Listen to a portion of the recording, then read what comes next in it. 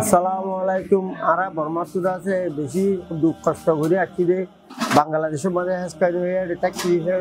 হ্যাঁ তাই বা আদেশ আছে আর গদ দুয়ার সম্বন্ধ সবগুলি পড়ি গই আর তো এখন ক্যাশে খেদা নাই আনজি বাটিলে নাই মানে ফাড়ি টাড়ি কিছু নাই গদ দুয়ার নাই